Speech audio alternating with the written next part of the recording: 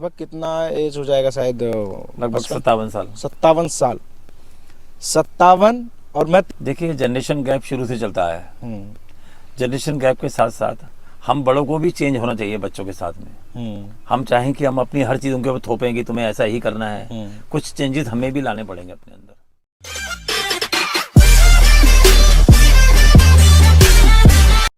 नमस्कार। बहुत बहुत अच्छा लगा आपके साथ आज यहाँ बैठकर। गांव का नेचर है और सुबह से हम आपका इंतज़ार कर रहे थे। हालांकि इस दिन का तो बहुत दिन से इंतज़ार था और सूरज अपनी विदाई मांग रहे हैं, लेकिन हम लोग बैठे हैं फ़िलहाल एक बहुत अच्छी लोकेशन पर। एक गांव की लोकेशन है हमारे पास। आज हमारे बीच है हमारे बरेली शहर के एक बहुत अच्छे समाज सेवी, एक बहुत अच्छे मॉडलिंग के क्षेत्र में, जिस पर हम अभी आगे बातचीत करेंगे।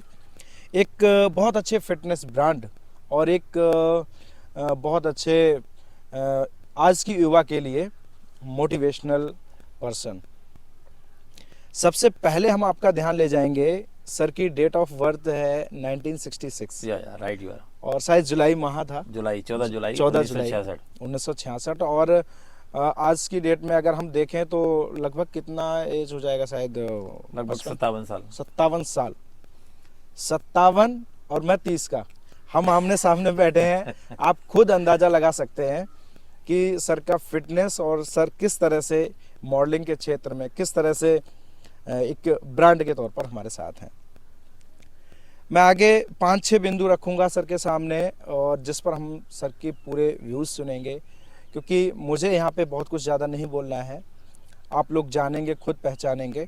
मैं सर के व्यूज़ सर के साथ, सर के ही द्वारा सुनूंगा। सर, आपका सबसे पहला हम विषय उठाएंगे। हालांकि आपका एक व्यापार से भी जुड़े हुए हैं। जी जी। एक व्यापार हो गया, समाज सेवा हो गया, मॉडलिंग क्षेत्र हो गया, और एक फिटनेस ब्रांड के तौर पर। फिटनेस का खास ख्याल रखता हूँ मैं। उसको हम सबसे बाद में लेके आएंगे, पहले छोटे छोटे बिंदुओं को उठाएंगे। आपने शायद ये बड़े बाजार में कितना साल हो गया सर व्यापार के क्षेत्र से? मैंने लगभग कोई 84 के आसपास जो है 1984 में जी व्यापार शुरू किया था। जी जी। मात्र 5,000 रुपए से। अरे वाह।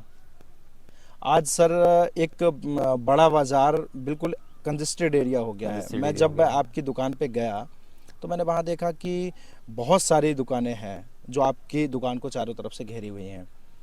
आज भी इतने ग्राहक, आपके पर्सनल ग्राहक जो जिनसे आपका खुद का नाता है, जी, एक इतने लंबे समय से लोग आज भी खींचे चले आए, कि जबकि आज के समय में अगर हम देखें तो कितनी भीड़ भाड़ वाला एरिया है।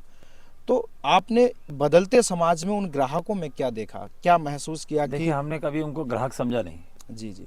हम अपने परिवार का हिस्सा समझते हैं उन्हें। जी। क्योंकि परिवार की तरह मानते हैं। उसी तरह से बच्चे आती हैं, उन्हें उसी तरह से प्यार देते हैं कि हमारे परिवार के सदस्य हैं। जी। तो एक रिलेशन एक बन जाता है आपस में, कि उनको ये होता है कि फील हमने कि वहीं जाना है, अंकल के पास ही जाना है हमने। तो व्यवहार की बात है सर। बिजनेस जितना भी है वो व्यवहार पे चलता है। जी जी। जैसे मैं उस दिन बैठा था तो आपके करीब 10-15 साल पहले के वो पुराने ग्राहक हैं। तीसरी पीढ़ी आ रही है मेरे पास। जबकि हो क्या रहा है, तीसरी पीढ़ी की अगर हम बात, जैसे आप बात कर रहे हैं, अगर हम ये देखें कि पुराने जो लोग आपसे जुड़े हुए थे, जिस तरह से समाज बदल रहा है, लोग अपने पुराने बुजुर्गों की बात नहीं मान रहे हैं, अपना नया व्यवहार बना रहे हैं, नए तरह की सोच लेके आ रहे हैं। तो क्या वहाँ इफेक्ट आपको महसूस हो रहा है? देखिए, जनरेशन गैप शुरू से चलता है। जनरेशन गैप के साथ साथ हम बड़ों को भी चेंज होना चाहिए बच्चों के साथ में। हम चाहें कि हम अपनी हर चीज़ उनके ऊपर थोपें कि तुम्हें ऐसा ही करना है, कुछ चेंजेस हमें भी लाने पड़ेंगे अपने अंदर। बिल्कुल। और जो लोग चेंजेस लाते हैं वही पीढ़ी के साथ, पीढ़ी दर पीढ़ी साथ साथ जो है सबको एडजस्ट करते हैं, एक साथ फ्लो होता रहता है। और जो हम समझते हैं कि हम अपने ही उनके ऊपर सब ला देंगे, आप तुम्हें ऐसा ही करना पड़ेगा, हमारा यही नियम है, तो कुछ नियम बच्चों की खातिर चेंज करने पड़ते हैं। बिल्कुल। बच्चों की खुशी के लिए। अब हम गए हैं शुरू से ही अपने आप को भी चेंज किया। कभी अपने आप को ये फील ही नहीं होने दिया गया कि हम बुजुर्ग हैं। जी जी। मतलब युवा उम्र शरीर ढलता गया, लेकिन साथ साथ चलते हैं। सोच जो है वो बदलती रहती है समय के साथ साथ। बिल्कुल बिल्कुल। एक मैंने बहुत पहले जो हमारा बरेली का प्रॉपर टॉकीज वाला रोड है, वहाँ पे रोड साइड पे एक बैनर लगा हुआ था, स्टोन पे ना, साइड स्टोन जो होते हैं, उस पर लिखा था, केवल मूर्ख और मृतक अपने विचार नहीं बदलते। बिल्कुल। इसलिए समय के साथ साथ विचार बदलने चाहिए, आदमी को सोच भी बदलनी चाहिए अपनी, ताकि अगली पीढ़ी को हम अपने साथ एडजस्ट कर सकें, वो हमें अपने साथ एडजस्ट करें और हम उनके साथ एडजस्ट हो सकें। समय की डिमांड भी यही रहती है कि जी। आप अपने विचारों को साथ साथ अपने समय के साथ साथ अपने बदलते चलें तो जी। बहुत अच्छा रहेगा। आपका एक लगाव हमने ये देखा है फेसबुक और इंस्टाग्राम पर, जानवरों के प्रति बहुत लगाव है। जब हम लोग उस दिन बैठे थे तो बातचीत कर ही रहे थे कि नॉर्मल डॉग भी हैं और आपके पास बहुत महंगे महंगे डॉग भी हैं। मेरे पास लगभग 4 डॉग्स थे पहले, जी। और अभी एक फिलहाल घर में जो है वो एक डॉग है, इसका नाम मैंने रखा है सुल्तान, और वो डोगो अर्जेंटिनो ब्रीड है। बाकी हमारे जो स्ट्रीट डॉग्स होते हैं उनकी भी कोशिश करते हैं कि ज़्यादा से ज़्यादा केयर कर सकें, बिल्कुल बिल्कुल। कि सर्दी में मेरे बेटे को बहुत शौक है, अच्छा अच्छा। He is so crazy dogs का। डॉग्स के लिए नहीं, वो सब एनिमल्स से बहुत प्यार करता है। अच्छा अच्छा। उसको बहुत ज़्यादा प्यार है जानवरों से। तो मेरे को पहले डॉग्स से इतना नहीं था, लेकिन ये उसकी जिद की वजह से जब वो घर में बच्चा लेके आया पहला, तो पहला हम जर्मन शेफर्ड लेके आए थे घर में। अच्छा अच्छा। तो जर्मन शेफर्ड जो है वो बहुत ही प्यारा पपी था वो। तो उसके बाद फिर मेरे को भी थोड़ा थोड़ा लगाव हो गया। मेरी वाइफ को तो बहुत हेट थी ऐसे कि मैं तो टच नहीं करूँगी और ये वो, बिल्कुल। अभी क्या है, वही अपने आप से खाना खिलाती है, वही सफाई करती है, घर में पूरी क्लीनिंग वही करती है सारी। जी। तो हम लोग अपने स्टाफ से उनकी क्लीनिंग नहीं करवाते हैं, जो घर में और वर्कर आते हैं स्टाफ, सफाई कर्मचारी जो घर में लगे हुए हैं सफाई करने वाले, तो उनसे हम ये काम नहीं करवाते हैं। बिल्कुल। मैंने आपके जो मॉडलिंग वाले कुछ फोटोज और पोस्ट देखे हैं, आपके साथ साथ आपके डॉगी भी पोस्ट देते हैं। जी या। क्योंकि उनकी भी फिटनेस बहुत अच्छी रखी हुई है आपने। उनका खान पान है, सही समय से दवा दारू है, उनकी सब ख्याल रखना पड़ता है। उनके इंजेक्शन वगैरह लगने हैं, एंटी रेबीज वगैरह लगवाए जाते हैं उन्हें, जी जी। ताकि हमारे आस पड़ोस के लोग भी सेफ रहें। हमने सर एक आपका जब हमारा पिछला प्रोग्राम हुआ था, एक चीज़ गौर की थी कि हमारे प्रोग्राम में आप अपने बेटे के साथ आए थे। जी। आज भी फिटनेस जो सेंटर है जहां आप जाते हैं, या फिर बाहर का जो पॉइंट हो गया जहां आप जाते हैं, आप अपने बेटे को साथ लेके जाते हैं। मैं नहीं लिया, तो वो मेरे साथ चलता है, वो मेरे साथ है, जो कॉम्बिनेशन है उसको अच्छा लगता है। मैंने ये देखा सर कि आज के समय में हमने कई गांव में चौपालें लगाई कि बच्चे या तो माँ बाप से दूर अलग हटने की रहते कोशिश हैं। करना चाह रहे हैं, या फिर माँ बाप, फिर से वही बात वापस आ रही है, उनका मैच नहीं हो पा रहा। आप वो किस तरह से मैनेज करते हैं? मैंने उसका कुछ किस्सा कोई हो बताइए। अब देखिए, ऐसा है कि जिम पहले उन्होंने ज्वाइन किया, हाँ। फिर उनका मूड हट गया कि मुझे जिम नहीं जाना है, तो वहाँ हम जिम का पेमेंट कर चुके थे, तो जिम हमने शुरू कर दिया वहाँ पे जाके।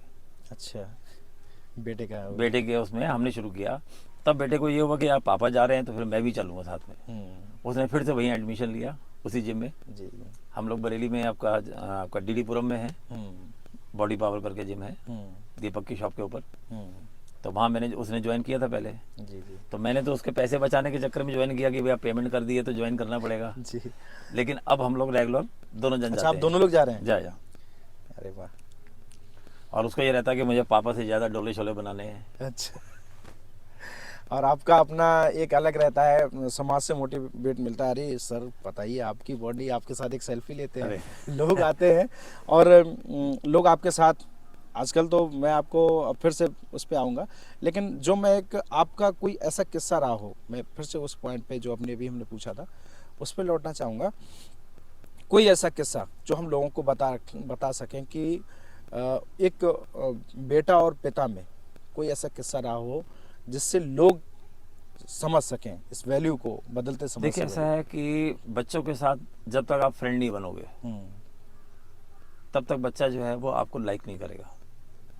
उसके बाप बनने की बजाय फ्रेंड बनने की कोशिश करिएगा, विचारों के साथ साथ, बदलते विचारों के साथ साथ। अब जैसे हमने उसको बोला कि आपने जो भी काम करना है, जैसे हम बचपन से ड्रिंक नहीं करते हैं, शुद्ध शाकाहारी हैं, नॉनवेज नहीं खाते, अंडा मीट शराब कुछ भी नहीं चलता हमारे यहाँ। तो हमने उसको नहीं मना किया हुआ कि आपके पे कोई बैन है, आपके पे कोई बैन नहीं है, आपकी लाइफ है, आप अपने हिसाब से जियो। लेकिन वो नहीं खाता है, ना पीता है, ना ऐसे दोस्त बनाता है चलो ड्रिंक वगैरह करें या स्मोकिंग करें। बिल्कुल। मैं अभी तक स्मोकिंग करता था पहले, मुझे 7-8 साल हो गए छोड़े हुए जी। और मैं गुटखा भी बहुत खाता था जी। वो भी छोड़ दिया मैंने। मैं शौक मैंने किए, लेकिन मैंने उसको कभी ये नहीं कहा कि तुम ये काम नहीं करोगे। बिल्कुल। करना है तो अपनी उम्र के हिसाब से करो, बाउंडेशन नहीं है, मतलब कोई Foundation नहीं सीमाएं है। नहीं है। सीमाएं नहीं अधिकतर है। हम लोग ये देखते हैं कि जितना आप जिस चीज को ज्यादा प्रेशर में रखोगे ना, वो और ज्यादा। मैं एक छोटा सा चीज देता हूँ, एक सीन, एक ह्यूमन नेचर है कि अगर कोई चीज पर्दे के पीछे होती है तो हर एक की इच्छा होती है कि पीछे झाँक के देखूं क्या है। बिल्कुल। जब इस चीज को आप क्लियर करके रखोगे, बच्चों के साथ आप फ्रेंड बन के चलोगे।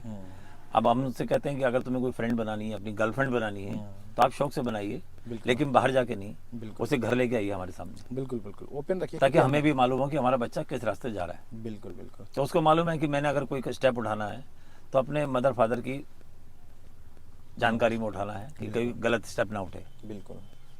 अच्छा, हमने ये देखा है आज के समय में, एक फिर अगले पॉइंट पे चलते हैं कि बच्चा अगर कहीं सही भी काम करना चाहता है, अधिकतर नवयुवकों में ये शिकायत रहती है कि हमारी तो पापा सुनते नहीं हैं, हम ये ठीक करते हैं, वो अपने लिए लगते हैं कि वो ये सोचते हैं हम गलत हो जाएंगे, ये हो जाएंगे। तो आपसे भी कहीं ऐसा कहा होगा कि कभी आपको लगा कि नहीं यार बेटा रिस्क में जा रहा है? हाँ, कई बार लगता है ऐसा, लेकिन उसमें क्या है ना कि थोड़ा सा बातचीत करके आप हर चीज़ का हल निकल सकता है।